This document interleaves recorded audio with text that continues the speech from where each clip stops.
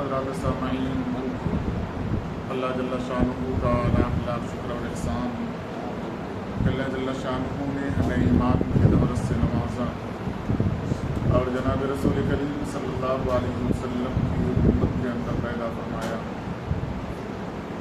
اور نبی کریم صلی اللہ علیہ وسلم کا لاکھ لاکھ شکر اور احسان کہ آپ صلی اللہ علیہ وسلم نے دین کی باتوں کو ہم تک پہنچایا۔ قرآن کریم کی چھوٹی صورتوں کی تفسیر مختصر طور پر ہر جمعہ سلسلہ وار طور پر چل رہی ہے۔ سورہ زلزال کی تفسیر گزشتہ کئی جمعے سے آپ کے سامنے پیش کی جا رہی تھی کہ اللہ تبارک و تعالی نے اس سورت کے اندر ہمیں کیا پیغام دیا ہے، مرنے کے بعد کی زندگی کے تعلق سے جو نقشہ کھینچا ہے اس کی صورتحال کیا ہوگی، کیسے اللہ تبارک و تعالی قیامت کے دن زمین کو حکم دیں گے، زمین گواہی دے گی، سارے خزانے اپنے اندر سے باہر نکال دے گی، انسان پریشان حال ہوگا، اور اللہ تبارک و تعالی جتنے بندے اللہ تعالی کے ہیں انہوں نے جو اعمال کیے ہوں گے ان اعمال کو اپنے سامنے دیکھیں گے، یعنی ملاحظہ فرمائیں گے، چاہے وہ اعمال نیکی کی صورت میں ہوں گے یا بدی کی صورت میں، برائی کی صورت میں، چاہے وہ اعمال کتنے بھی چھوٹے ہوں، اللہ تبارک و تعالی اس اعمال کو، ان اعمال کو ضرور بندوں کے سامنے رکھیں گے، اور تعجب ہوگا، حیرت ہوگی بندوں کو کہ اتنی چھوٹی چھوٹی نیکیاں یا اتنی چھوٹی چھوٹی برائیاں اللہ تبارک و تعالی نے درج کروا دی، لکھوا دی۔ بات یہ چل رہی تھی کہ نیک اعمال یا وہ برے اعمال جو بندہ کر رہا ہے اور اس نیکی اور برائی کے بارے میں اسے تصور بھی نہیں ہے کہ کل قیامت کے دن اللہ تبارک و تعالیٰ کے سامنے ان کی وجہ سے کیا جزا یا سزا ملنے والی ہے۔ تو حدیث کے اعتبار سے بات ہوئی تھی کہ اللہ کے نبی صلی اللہ علیہ وسلم نے فرمایا، چھوٹی سے چھوٹی نیکی، چھوٹا سے چھوٹا عمل بندے کے دل کے اندر اگر پیدا ہو رہا ہے کہ یہ کر لیا جائے تو کر لینا چاہیے، نہ معلوم کس نیکی کی وجہ سے اللہ تبارک و تعالی معاف کر دے، اللہ تبارک و تعالی کی رحمت نہ معلوم کس نیکی کی وجہ سے متوجہ ہو جائے۔ اسی طریقے سے چھوٹی چھوٹی جو برائیاں ہیں، جو گناہ ہیں، جنہیں ہم آسانی کے ساتھ کر لیتے ہیں، پتہ تک نہیں چلتا، ہمیں خیال تک نہیں آتا کہ اس کی وجہ سے اللہ تبارک و تعالی ناراض ہوں گے۔ حدیث کے اندر آتا ہے کہ ان تمام چیزوں سے بچیں، نہ معلوم اللہ تبارک و تعالی کی ناراضگی کس گناہ کے ساتھ وابستہ ہو، اور ہم اسے چھوٹا تصور کر کے، بہت ہلکا تصور کر کے کریں، اور اللہ تبارک و تعالی کی ناراضگی کا وہی گناہ ذریعہ بن جائے اور ہمیں سزا اس کی ملے۔ اس واسطے کوئی بھی نیکی اسے معمولی نہ سمجھیں۔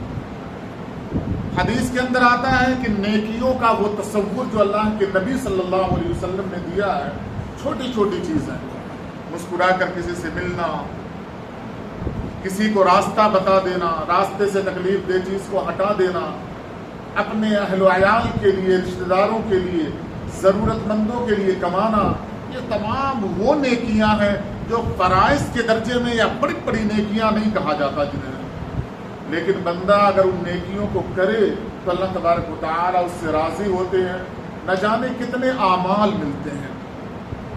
حدیث کے اعتبار سے کل قیامت کے دن عرش کے سائے میں جو لوگ جگہ پائیں گے ان میں ایک کے تعلق سے کہ وہ شخص جس نے داہنے ہاتھ سے صدقہ کیا ہو، بائیں ہاتھ کو خبر نہ ہوئی ہو، گزشتہ جمعہ اس کے تعلق سے بات ہوئی تھی کہ وہ خوش نصیب لوگوں میں ایک شخص وہ بھی ہوگا جو صدقہ کرے داہنے ہاتھ سے، یعنی اللہ کے راستے میں خرچ کرے، کسی کو پتہ نہ چلے، وہ بھی اللہ کے عرش کے سائے میں کل قیامت کے دن جب تمام انسانیت تکلیف میں ہوگی، وہ خوش نصیب لوگوں میں شامل ہوگا جنہیں اللہ تبارک و تعالیٰ اپنے عرش کے سائے میں جگہ دیں گے، عرش کے سائے میں جگہ پانے والا ہوگا۔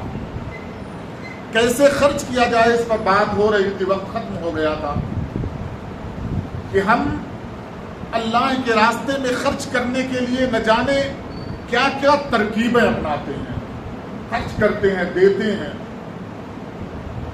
اور اس کے لیے ہمارے دل کے اندر نیتیں الگ الگ ہوتی ہیں۔ بعض اوقات ہم خرچ کرتے ہیں تو ہماری نیت ہوتی ہے، بلکہ زبان سے ہم کہہ دیتے ہیں کہ بھائی لوگوں کو پتہ چلنا چاہیے کہ میں نے دیا۔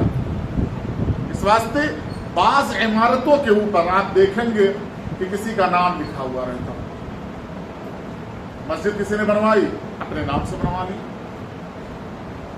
اپنے ماں کے نام سے بنوا لیا، کچھ بھی نام رکھا، یعنی دل کے اندر یہ خیال تھا کہ یہ مسجد میرے جانے کے بعد جب کوئی دیکھے گا تو یہ نام پڑھے گا تو اسے تصور ہوگا، وہ سوچے گا کہ اس کا بنانے والا کوئی ہوگا، یہ نام اس کے ماں کا ہوگا یا اس کا نام ہوگا۔ جبکہ طریقہ اللہ تبارک و تعالیٰ نے خرچ کا جو بتایا نبی کریم صلی اللہ علیہ وسلم کے ذریعے سے، وہ طریقہ یہ نہیں تھا۔ مسجد نبوی کی تعمیر کے لیے یا زمین کے لیے جن لوگوں نے پیسہ خرچ کیا تھا ان کی لسٹ نہیں لگی ہوئی ہے وہاں پر۔ مسجد قباء بنائی گئی، آپ تاریخ پڑھیں گے تب پتہ چلے گا کس نے پیسہ دیا تھا، کس کی زمین تھی، کوئی نام نہیں، اور کسی کو دیا، کسی انسان کو دیا، کسی مخلوق کو دیا، مخلوق کے لیے خرچ کیا۔ ہم بتاتے ہیں یہ خرچ کرنے والا فلاں آدمی ہے، بورڈوں پر لکھا جاتا ہے، رسیدوں میں لکھا جاتا ہے، لکھوا کر لیا جاتا ہے، رسید بنوائی جاتی ہے، سلپ بنوائی جاتی ہے، وہ منگوائی جاتی ہے، کوئی نہ کوئی خیال ہوگا۔ اللہ کے نبی صلی اللہ علیہ وسلم نے ہمیں اور آپ کو مخاطب کیا کہ جب خرچ کریں تو سیدھے ہاتھ سے خرچ ہو، بائیں ہاتھ کو پتہ نہ ہو، جبکہ دونوں ایک دوسرے کو دیکھ نہیں سکتے۔ یہ ہاتھ اس کو دیکھ نہیں سکتا، یہ آنکھ ہے جو ان دونوں ہاتھوں کو دیکھ سکتی ہے، دماغ ہے دونوں کے حرکتوں کو محسوس کر سکتا ہے۔ لیکن اللہ کے نبی صلی اللہ علیہ وسلم نے جو مثال دیا ہے کہ ایک ہاتھ سے خرچ کیا جائے، دوسرے ہاتھ کو پتہ نہ ہو، دائیں ہاتھ سے خرچ کیا جائے، بائیں ہاتھ کو خبر نہ ہو، یہ مثال آپ تصور کریں۔ کوئی چیز آپ اٹھائیں گے، اگر وزنی ہوگی دونوں ہاتھ اٹھائیں گے، دونوں ہاتھ سے ہم کسی کو دیں گے، تحفہ دیں گے، ایک تھیلا چاول کسی کو دے رہے ہیں، دونوں ہاتھ دے رہا، ہم نے دونوں ہاتھ سے تھیلا اٹھایا، صدقے کے طور پر لے جا کر رات کی تاریکی میں ہم نے کسی کو دیا، تو دونوں ہاتھ تو دبائے۔ کیسے نہیں پتا چلا؟ سیدھے ہاتھ سے 25 کلو کا تھیلے کا چاول اٹھا کر ہم بایاں ہاتھ پیچھے باندھ کر یہ تصور کریں، اسے پتہ نہیں چلے گا۔ دراصل اشارہ یہ تھا کہ جتنی چیزیں تمہارے اعضاء میں لگی ہوئی ہیں، ایک عضو سے خرچ کرنے کی بنیاد پر دوسرے عضو کو خبر نہ ہو، کیوں؟ جسم سے نکلنے والی نسل ہمارے اعضاء کے مانند ہے۔ ہم کہتے ہیں یہ میری اولاد دل کا ٹکڑا ہے، میں اپنے بیوی کو اپنے آپ سے زیادہ چاہتا ہوں، میری بیٹی آنکھوں کا تارا ہے، یعنی جسم کے اعضاء ہم بتا رہے ہیں، گنا رہے ہیں۔ میں اپنی جان کو اپنے ماں باپ پر قربان کر سکتا ہوں، یعنی اپنے جان سے زیادہ میں نے ترجیح دیا اپنے ماں باپ کو، اپنی اولاد کو، اپنے اہل و عیال کو، اپنے بیوی بچوں کو۔ اشارہ دیا نبی کریم صلی اللہ علیہ وسلم نے، جو آنکھ کا تارا ہے، جو جگر کا ٹکڑا ہے، جس سے راحت و سکون محسوس ہوتی ہے، اسے بھی خبر نہیں ہونا چاہیے آپ نے کیا خرچ کیا، کیا دیا۔ ہم اپنے بھائی کو دیں گے، اپنے بیوی کو بتائیں گے غریب ہے نا میرا بھائی، اس واسطے میں نے دے دیا، میں بتانا نہیں چاہتا کسی کو، میں نے بتا دیا، اور تصور کیا کر رہا ہوں؟ اپنے خاص رشتہ دار کے اوپر میں نے خرچ کیا ہے۔ اللہ کے نبی صلی اللہ علیہ وسلم نے فرمایا، پوری جائیداد خرچ کرنے کے بعد جب میدان حشر میں تم کھڑے ہوئے رہو گے، عرش کے سائے میں تمہیں جگہ نہیں ملے گی، حالانکہ تم تصور کر کے گئے ہوں گے کہ میں نے خرچ کیا تھا، کسی کو نہیں بتایا تھا، اپنے بیوی کو بتا دیا، اپنے اہل و عیال کو بتا دیا، سب کو پتا ہے۔ اب وہ چچا گزر رہا ہے، آپ کی اولاد دیکھ رہی ہے، یہی شخص ہے جس کو میرے باپ نے مدد کیا تھا، وہ کچھ کہے پلٹ کر میری اولاد جواب دے گی. کیوں جواب دے گی؟ میرے باپ نے مدد کیا تھا. آپ کسی کو بتائیں نہیں جس کے اوپر آپ نے خرچ کیا ہے اس کا اثر کیا ہوتا ہے. آپ کی اولاد متکبر ہو جاتی ہے. آپ دیکھ لیں, ایک تجربہ کر لیں. آپ کسی سے سلام نہ کریں 8-10 دن تک, آپ کی چھوٹی چھوٹی اولادیں ان سے سلام کرنا چھوڑ دیں. سلام کرنا چھوڑ دیں گے خود بخود, کیونکہ ایک صفت آپ کے اندر پیدا ہوئی ہے. وہ تربیت کی بدولت وہ صفت ٹرانسفر ہو رہی ہے آپ کی اولاد کے پاس. میں نے خود دیکھا ہے, تجربہ کیا, میں نے خود دیکھا ہے کہ جن کے باپ کسی بوڑھے آدمی سے سلام نہیں کرتے, ان کی چھوٹی چھوٹی اولادیں آنکھ تکتی رہتی ہیں یہ سلام کرے گا. کیوں؟ میرا باپ اس سے سلام نہیں کرتا, میں بھی سلام نہیں کرتا. کہ آپ نے تربیت دی, آپ کے جگر کا ٹکڑا ساری چیزیں ٹرانسفر ہو رہی ہیں. خرچ کرنے کے معاملے میں اللہ تبارک و تعالیٰ نے قانون بتلایا ہے, بالمن والعذا. جو چیز آپ نے خرچ کی اس کا ثواب بہت زیادہ ہے, لیکن آپ احسان جتلا کر, آپ تکلیف دے کر اس بڑے اجر کو ضائع نہ کریں, بڑے اجر کو ضائع نہ کریں. خرچ کرنا اللہ تبارک و تعالیٰ نے فتنے کا سبب 2 چیزیں قرآن کریم میں بتائی ہیں. انما اموالکم و اولادکم فتنہ, 2 چیزیں آزمائش کے طور پر اللہ تبارک و تعالیٰ نے بتائی ہیں. ان میں صفحے اول میں پہلے جگہ دیا اللہ تبارک و تعالیٰ نے مال کو. حالانکہ آپ دیکھ لیں سب سے زیادہ محبت کس سے پیدا ہوتی ہے؟ آدمی کو اپنی اولاد سے محبت ہوتی ہے, لیکن اولاد نہ ہو تو مال سے محبت رہتی ہے. یعنی مال اتنے فتنے کی چیز ہے, اتنی آزمائش کی چیز ہے کہ آدمی بچنا چاہے اللہ کے فضل ہی سے بچ سکتا ہے, ورنہ نہیں بچ سکتا. اس واسطے فرمایا جب مال خرچ کرو تو جو اولاد بھی آزمائش ہے اسے بھی نہ پتہ چلے. حالانکہ تمہارے مرنے کے بعد یہ سارا مال اسی کے حق میں جانے والا ہے, وراثت تقسیم ہوگی, اس کو مل جائے گا خود بخود. لیکن تم اپنی زندگی میں اگر خرچ کرنا چاہتے ہو تو کسی کو پتہ نہ چلے. احادیث کے اندر ایک مثال دی ہے اللہ کے نبی صلی اللہ علیہ وسلم نے, اور مثال بھی بڑی عجیب تھی. ایک شخص نے اللہ کے راستے میں صدقے کے لیے مال لیا, رات کی تاریکی میں خرچ کرنے کے لیے نکلا. رات کے اندھیرے میں پوٹلا لیا مال کا, تھیلی کے اندر وہ پیسہ رکھا, اور ایک شخص کو دیکھا جو اسے غریب محسوس ہو رہا تھا. رات کی تاریکی میں وہ بھی نکلا ہوا تھا. پورا صدقے کا مال اس کے حوالے کر دیا. کسی کو نہیں پتا, لینے والے کو پتا, دینے والے کو پتا. یہ ہے ایک ہاتھ سے خرچ کرنا, دوسرے ہاتھ کو محسوس نہ ہونا, پتا نہ چلنا.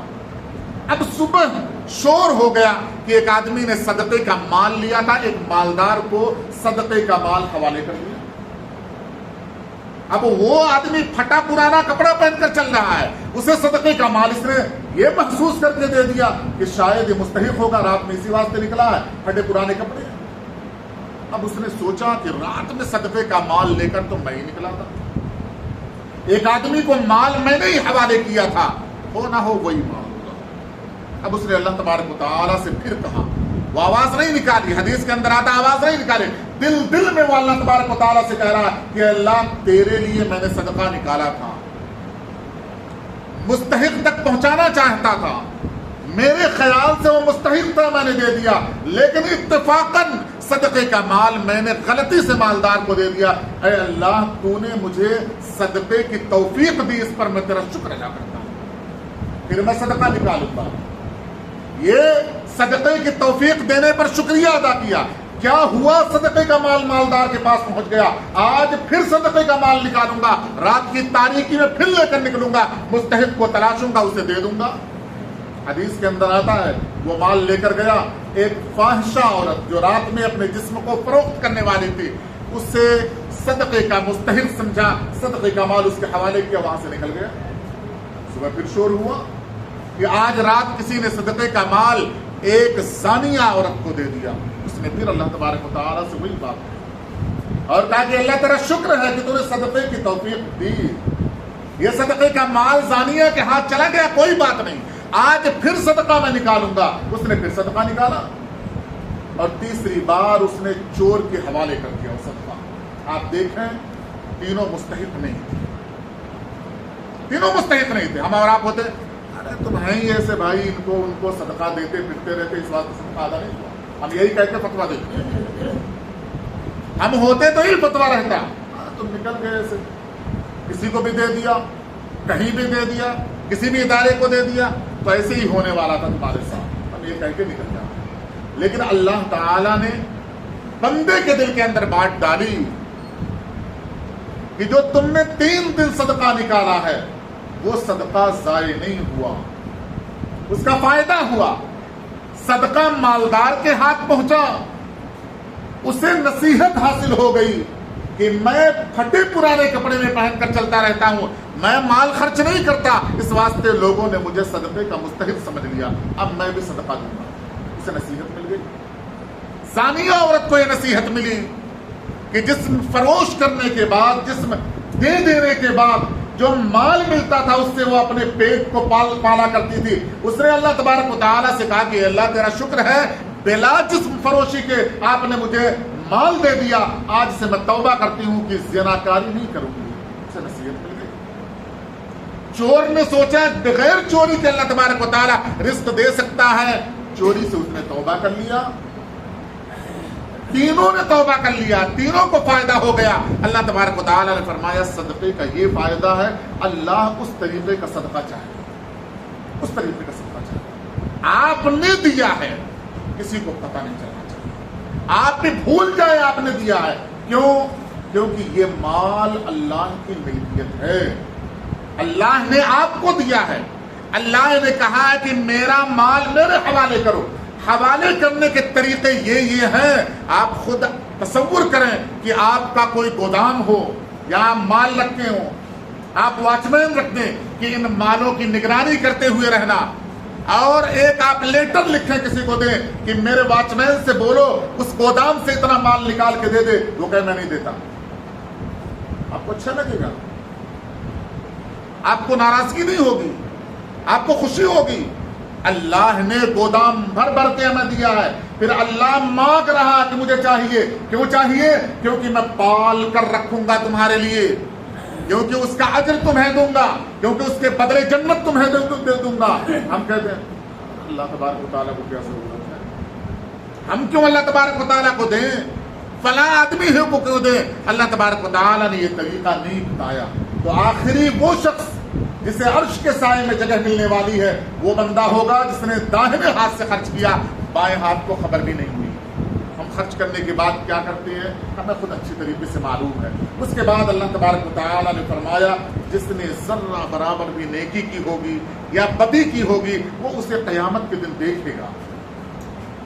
ہم قرآن کریم کا جب مطالعہ کرتے ہیں تو اللہ تبارک و تعالیٰ ہر بندے سے مخاطب خود بخود ہے، خود اللہ تعالیٰ مخاطب ہو رہا ہے۔ حضرت عبداللہ بن مسعود رضی اللہ تعالیٰ عنہ کی روایت ہے، میں پڑھتا ہوں مجھے محسوس ہوتا ہے اللہ میرا نام لے کر فرما رہا ہے اے عبداللہ بن مسعود تو مومن ہے، تجھ سے میں مخاطب ہوں۔ ہر بندے سے اللہ مخاطب ہے۔ ہم اپنے اعتبار سے جو الفاظ استعمال کرتے ہیں اللہ تبارک و تعالیٰ نے بندوں کے فطرت کے اعتبار سے الفاظ کو قرآن کریم میں جگہ کیا ہے۔ ہم کہتے ہیں دیکھ لینا، یہ کام جو تم نے کیا اس کا تم دیکھو گے، تم دیکھ لو گے ایک دن تم نے جو میرے ساتھ معاملہ کیا ہے۔ یعنی اللہ تبارک و تعالیٰ یہ بتلانا چاہ رہے ہیں جو کام کر کے تم آئے ہو اس کا اجر ملنے والا، اس کا بدلہ ملنے والا، یہ چھپنے والی چیزیں نہیں۔ اللہ تبارک و تعالیٰ کو کوئی رشوت نہیں دے سکتا، اللہ تبارک و تعالیٰ کو کوئی راضی نہیں کر سکتا جب تک اللہ تبارک و تعالیٰ خود راضی نہ ہو۔ تو وہ چیزیں جو زندگی کے اعمال میں ہم نے اپنے آپ کو داخل کیا ہے وہ چیزیں ہیں جو 7 بندے جن میں بہت سارے وہ لوگ ہیں نوجوانوں کی فہرست میں آتے ہیں، نوجوانوں کی لسٹ میں آتے ہیں، ہم کر لیں اللہ تبارک و تعالیٰ کو راضی کر کے یقیناً جنت کے دروازے پر چلے جائیں گے۔ ایک اور بات ہے پھر بات کو ختم کروں گا انشاءاللہ، آئندہ جمعہ پھر سورہ بینہ پہ گفتگو ہوگی۔ 15 اگست ہے آزادی کا دن، جسے ہم 26 جنوری اور 15 اگست کو آزادی کا قسم بولتے ہیں۔ ہندوستان آزاد ہوا، ہماری نسل جو نوجوان نسل ہے نا تاریخ نہیں معلوم، پتہ ہی نہیں، ہمارے پاس پڑھنے کے لیے وقت نہیں ہے، سننے کے لیے وقت نہیں ہے۔ چند لوگ کہیں بھی مجلسوں میں آپ کو نظر آئیں گے۔ کیوں ہم غلام بنے، کیسے غلام بنے، کس بنیاد پر ہندوستان کو آزاد کرایا گیا، کون لوگ شامل رہے، پتہ نہیں۔ تاریخ کی کتابوں سے نام کو نکالا جا رہا ہے، دھیرے دھیرے ہٹا دیا جائے گا۔ ایک نسل 2-3 نسلوں کے بعد ہماری نسل آئے گی، اس उसे पता भी नहीं होगा कि हिंदुस्तान आज़ाद हुआ था, उसमें मुसलमान भी थे या नहीं। तो आप अपने बच्चों को ज़रूर भी ज़रूर उन किताबों का मुताला ज़रूर करवाएं जिनमें हमारे आबाओ अजदाद की तारीख़ें लिखी हैं। अल्लाह तबारक व तआला ने जब कुरान करीम में शैतान का तस्करा किया तो हमें मुखातब किया है, आदम अलैहिस्सलाम कब बनाए गए थे, कब अल्लाह ताला ने जन्नत से निकाला। अब हमें जब मुखातब किया जनाब मोहम्मद रसूलुल्लाह सल्लल्लाहु अलैहि वसल्लम के ज़रिए से, तो शैतान से दुश्मनी, शैतान की अदावत, हमारे साथ जो उसका दुश्मनी का ताल्लुक़ होना चाहिए, उसके लिए अल्लाह तबारक व तआला ने जो लफ्ज़ इस्तेमाल किया है वो इस्तेमाल किया, ये तुम्हारा और तुम्हारे दादा आदम का दुश्मन है। ये बताया, पीछे से लिया अल्लाह तबारक व तआला ने, ताकि जो शिद्दत होनी चाहिए दुश्मनी की, जो बगावत होना चाहिए शैतान से, और ज़्यादा हो जाए। मुझसे कोई कहे ये तुम्हारा दुश्मन है, ये तुम्हें गाली देता, मुझे उतना फ़र्क महसूस नहीं होगा। तुम्हारे बाप को गाली देता, तन बदन में आग लग जाती, मेरे बाप का, मैं उसे बर्दाश्त नहीं कर सकता। अल्लाह तबारक व तआला ने हज़रत आदम अलैहिस्सलाम की मिसाल देकर फरमाया कि शैतान कितना बड़ा दुश्मन है। आज़ादी की जो तारीख़ कुरान करीम ने दिया है, कुरान ने दिया कि आज़ाद बंदे पैदा किए गए हैं, आज़ाद होना चाहिए, आज़ाद रहना चाहिए। अब जब पहले की तारीख़ आप उठाकर देखेंगे तो हिंदुस्तान की आज़ादी की तारीख़ कहाँ से शुरू हो रही है आपको नहीं मिलेगा। अब ये आ गया, हो सकता है मिल जाएगा, आप उस पर आप टाइप करेंगे तो पीछे की चीज़ें भी मिल जाएंगी। लेकिन तारीख़ की किताबों से, जो सिलेबस की किताबें हैं या जो मुताले की किताबें हैं, उनसे धीरे धीरे निकाला जाता है।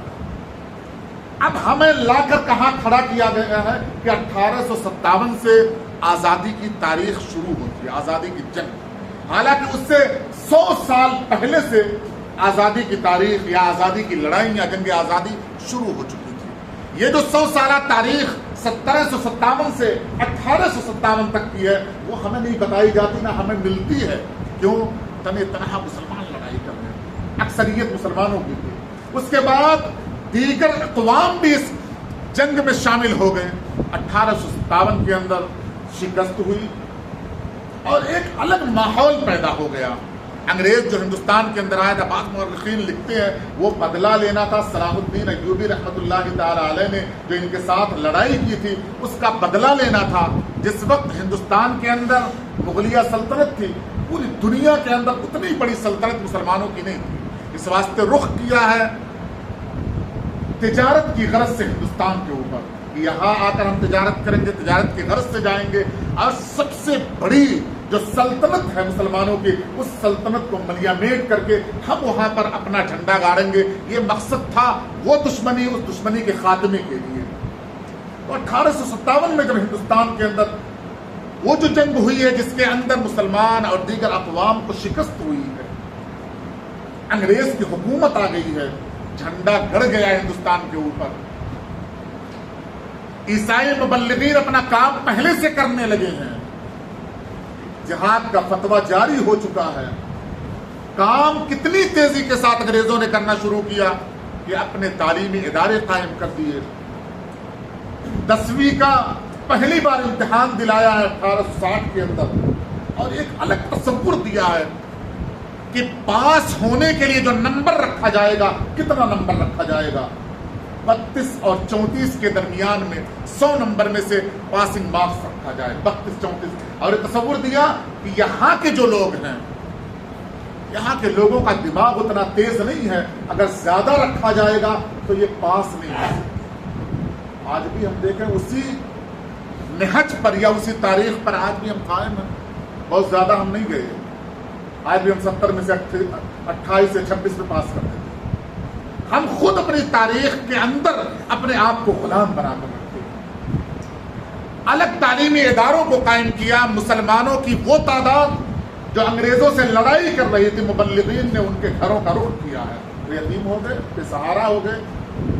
उनके बच्चों को पकड़ा है, अपने तालीमी इदारों में लाकर दाखिला दिलवाया, एडमिशन दिलवाया, तसव्वुर दिया है कि तुम्हारा बाप तो हमारी दुश्मनी में मर चुका, तुम्हारे सर के ऊपर हाथ रखने वाला कोई नहीं है, तुम खाओगे क्या, पहनोगे क्या, तालीम कैसे हासिल करोगे? चलो हमारे ऐसे तालीमी इदारे हैं, जिन तालीमी इदारों में तुम चलोगे تو ہم تمہیں مفت میں تعلیم دیں گے، کپڑا دیں گے، کھانا دیں گے۔ جب تم تعلیم حاصل کر لو گے تو گورنمنٹ ملازمت تمہیں دے دے گی۔ وہ بیوہ عورت جس کا شوہر جنگ آزادی میں شہید ہو چکا تھا، جس کے پاس کھانے کے لیے کچھ نہیں تھا، وہ کیا کرتی؟ وہ سوچتی تھی کہ میرا گزر بسر جیسے ہو لیکن کم سے کم میری اولاد صحیح ہو جائے۔ علماء کرام نے، مسلمانوں نے جب یہ دیکھا یہ معاملہ جو ہم نے اٹھایا تھا جنگ آزادی کے فتوے کے لیے، جہاد کا فتویٰ دے کر کہ ہندوستان آزاد کرایا جائے کیونکہ ہندوستانی غلام ہو گئے ہیں، یہاں پر شرکت کرنا فرض ہو گیا جہاد میں، وہ اتنا کارگر ہونے والا نہیں ہے۔ اب مدرسوں کی بنیاد پڑی ہے، اب مدرسوں کی مخالفت کرنے والے دینی لوگ ہیں۔ دارالعلوم دیوبند کا قیام عمل میں آیا 1866 کے اندر، تھوڑا تھوڑا وقفہ ہے۔ وہ حکومت اعلان کر رہی ہے جس نے اعلان کیا ہے کہ اب ہماری حکومت میں سورج غروب نہیں ہوتا، اس نے مفت تعلیم، کھانا پینا، پہننا سب کچھ کر دیا۔ علماء کرام اٹھے اور انہوں نے کہا ہم بھی تعلیمی ادارے قائم کریں گے، بعینہ وہ سب کچھ مفت دیں گے جو انگریز دے رہا ہے، اس کے علاوہ ہم مجاہد تیار کر کے ہندوستان کو دیں گے، ہم دین کی حفاظت کرنے والا ایک شخص تیار کر کے ہم تمہیں دیں گے۔ وہ دین کی حفاظت بھی کرے گا، وہ اپنے مذہب کی حفاظت بھی کرے گا، اپنے ملک کی بھی وہ حفاظت کرے گا۔ اس واسطے دارالعلوم دیوبند کا قیام عمل میں آیا اور وہ سب کچھ کیا گیا جو آج آپ دیکھیں گے۔ چندہ کیا گیا، 1 روپے کے محتاج۔ آج حقارت سے آپ علماء کو دیکھتے ہیں، جب کوئی چندے کا اعلان کرتا آپ سوچتے ہیں یہ کمانے کھانے والا آدمی ہے۔ آپ کے جیسا اور میرے جیسی اگر قوم ہوتی، خدا کی قسم ہندوستان آزاد نہیں ہوتا۔ کوئی مدرسہ آپ کو نظر نہیں آتا، ہم اعلان ہی نہیں کرنے دیتے، ہم کسی کو چندہ لینے نہیں دیتے، ہم کسی کو چندہ دینے نہیں دیتے۔ اس وقت لوگوں نے آپ کا شہر، آپ خود یہاں کی تاریخ اٹھا کر دیکھیں، ہندوستان کی آزادی کے لیے کتنا کچھ نہیں میر عثمان علی نے دے دیا تھا۔ آپ میر عثمان علی کی تاریخ اٹھا کر دیکھیں، پتلی سی ایک کتاب ہے تاریخ دکن، آپ اگر موقع ملے گا تو آپ پڑھ لیجئے گا۔ ہندوستان کا کوئی ادارہ ایسا نہیں تھا جس ادارے کا چندہ میر عثمان علی نہ دیتے ہیں۔ آپ کو بڑی بڑی کتابوں میں چیزیں نہیں ملنے والی ہیں، کوئی تحقیق نہیں، لیکن پتا تھا کہ یہ ادارے اسلام کی حفاظت کے لیے، قرآن اور حدیث کی اشاعت کے لیے قائم کیے گئے ہیں، کچھ تو کام ہوگا۔ یوں مجاہدین آزادی کہیں ان انگریزوں کے ادارے سے پیدا ہو کر نہیں آئے تھے، جن کے دل کے اندر درد تھا، تڑپ تھی، ان لوگوں نے پیدا کیا تھا۔ آج ہماری اولادوں کو تاریخ کا علم بھی نہیں ہے۔ اگر وہ آپ کو وقت ملے، اگر آپ کو محسوس ہو تو آپ تاریخ کی کتابیں اٹھائیں، اپنی اولاد کو پڑھائیں۔ اللہ تبارک و تعالیٰ سے دعا، اللہ علم عطا فرمائے۔